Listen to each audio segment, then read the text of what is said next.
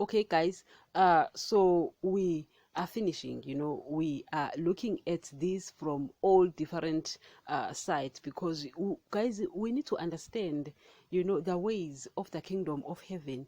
We've been fed so much, the ways, of the kingdom of darkness, but as people who belong to the kingdom of heaven, we need to understand certain things, as we've been speaking about. As we've been speaking, guys, about submission, and many times people, when you submit, they look at you as a slave. Oh, you submitting under that, so you are a slave. So here on earth, there is 50-50. Here on earth, guys, there is this independency. You understand? And it's just the way things are. Yet you look at Jesus, as old as he was, the guy depended on daddy in every form and in every shape and in every way. You understand?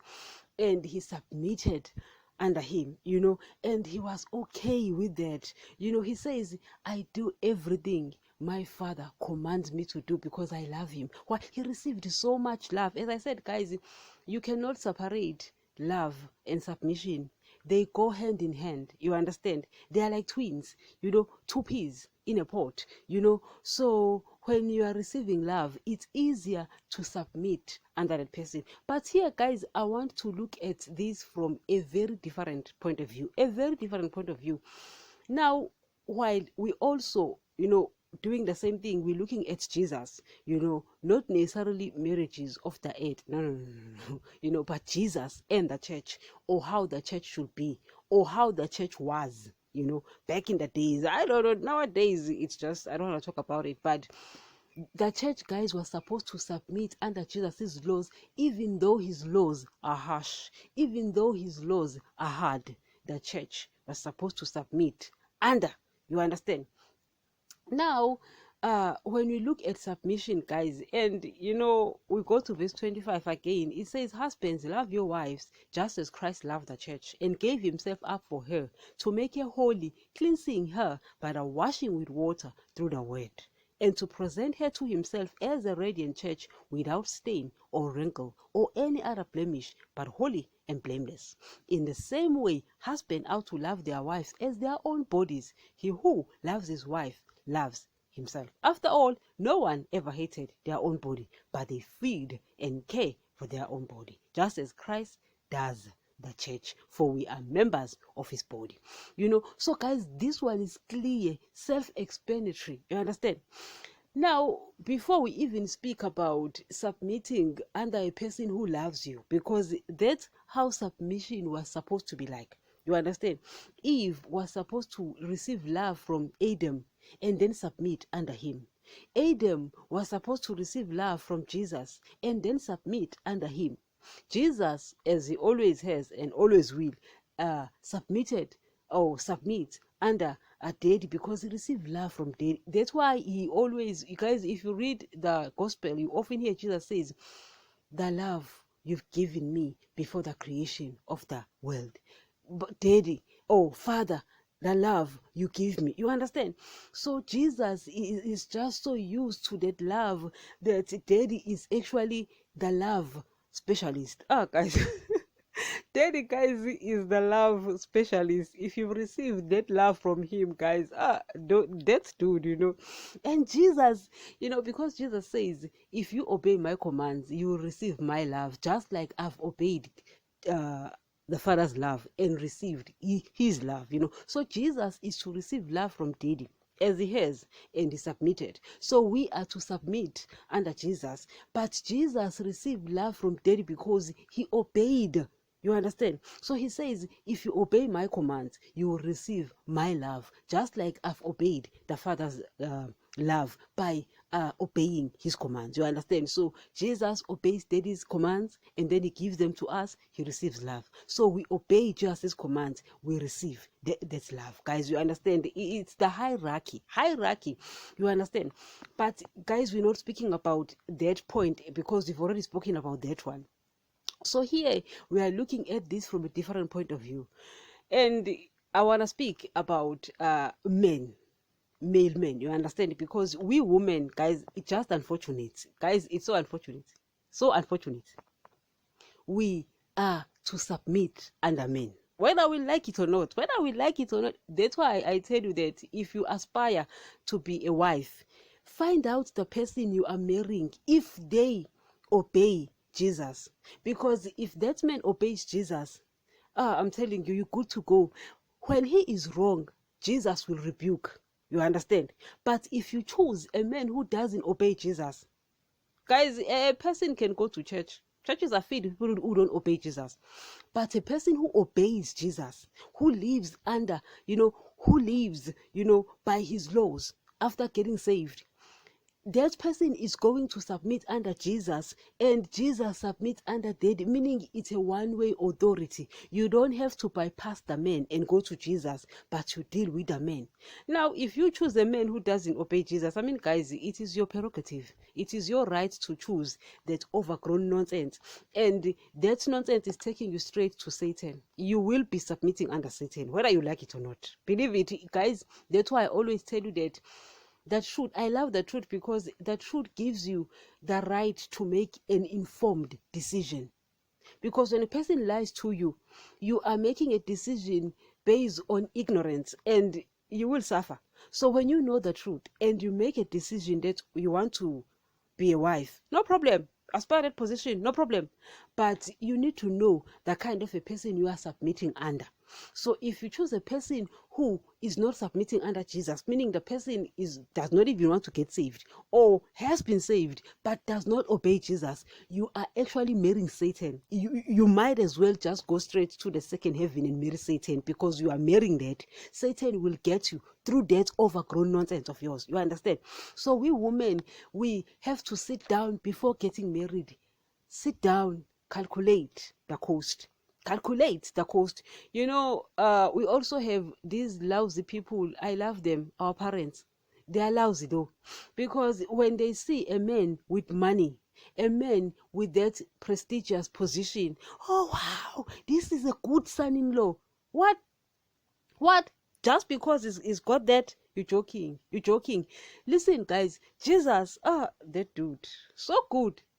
That guy was able to discipline himself. I said that you cannot love a person until you are able to discipline yourself. Jesus disciplined himself because he was put in a flesh like ours. In other words, this flesh gave him problems. You understand? If you love sex, Jesus had that kind of a flesh, even though Jesus is a God, but he's put in this flesh. You understand?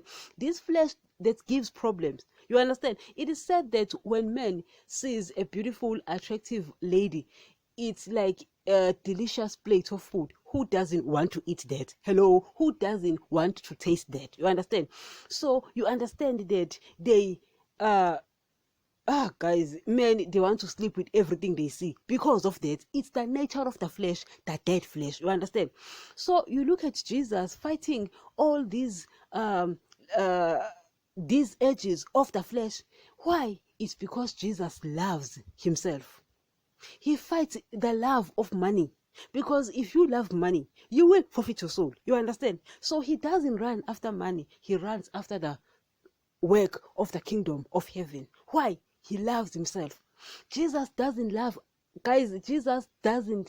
the things of the world. You understand? So he doesn't run after the things of the world. He doesn't call them blessings. Why? You forfeit your soul, because guys, what can a man give in exchange for his soul? You understand? You want to be called this blessed stone. Wow, did you see what he drives? Did you see where he lives? And then you go and marry that. All right. This thing can't even love himself. This thing has forfeited his soul.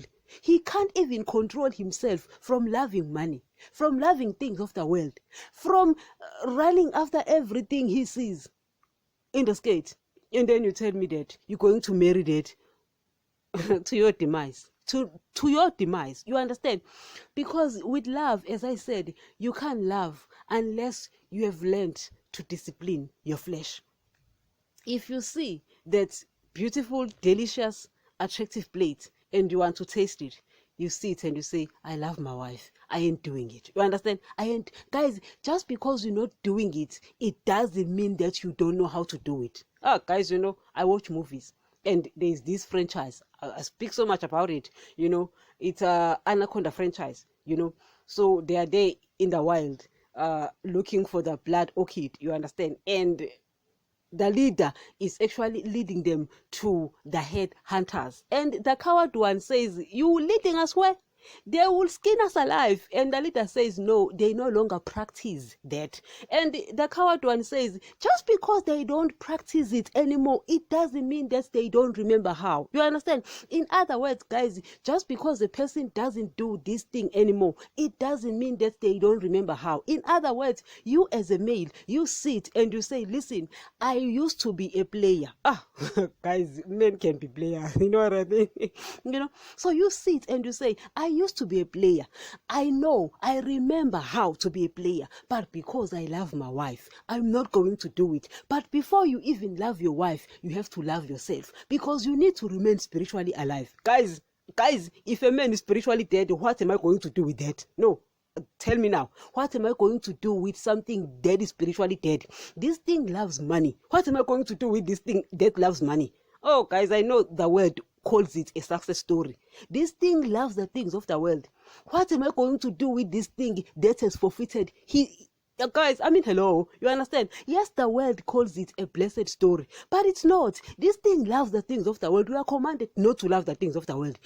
And guys, if you disobey Jesus' commands, you die spiritually. Now, if I see this thing, because it's loaded with cash, because it has so much earthly blessings, and I marry it because of that, and our parents will say, like, this one is gonna be a good son-in-law my foot, a good son-in-law my foot. This thing has forfeited his soul. It can't even love itself. It can't even love itself. It doesn't obey Jesus. It can't even love itself. What am I going to do with that? No, guys, good question. What am I going to do with that? You understand? So as a man, you learn from Jesus. Guys, Jesus is a good leader, a good teacher. Guys, that's love specialist, Mr. Bombastic, guys, sometimes I call him Mr. Bombastic, because he's Mr. Lava. You know what I mean? Mr. Lava. Guys, that guy loves himself. He doesn't want to die spiritually. He obeys daddy and says, I'm going down there to free the church. But he loves himself. He doesn't love money. Why? He doesn't want to die spiritually. He doesn't love the things of the world. Why? He doesn't want to die spiritually. He doesn't go after everything. Why? He loves himself. You understand? But he's got the same flesh that is giving us problem. Yes, guys, a God is put in the flesh. Guys, we can never really fathom the makeup of Jesus. It's Emmanuel put in the flesh. You understand? So the flesh gave him problems. You understand? But he loves himself first. And then because he loves himself, he disciplines the flesh. It says that he fought against sin to the point of shedding blood. Guys, he fought against sin to the point of shedding blood. And then, guys, you wonder why I'm crazy about that dude. Guys, I'm smitten. Why? He loves himself. Therefore, he was able to love me. Guys, he was able to love me. And then you find that when people are going to get married, they are told to come and get this 6-month counseling. And I'm like, for your whole life, 20 years, 30 years, you've been learning absolute nonsense of this kingdom. And then you are told to come and learn for 6 months how to be a good husband. And I'm like, what the hell is that? You think you're going to remove that 20-year, guys, that 20 years rubbish, 30 years rubbish you've learned in this kingdom, and then you remove it just in 6 months? You're joking. You go to Jesus, he teaches you. That guy is Mr. Lava. You understand? He loves himself. And then he comes down. He disciplines his body. He fights to the point of going to the cross. Guys, he fights to the point of shedding blood. Why? Guys, if Jesus sins, he dies spiritually. He can't help me. You understand? So he loves me so much that he has to discipline himself. In other words, guys, if you are to love someone, you need to discipline yourself. But before that, you need to love yourself. Don't go for men with money and everything and what. You are not loving. Guys, you are not going to get love by that. Why? They don't love themselves. Find a man who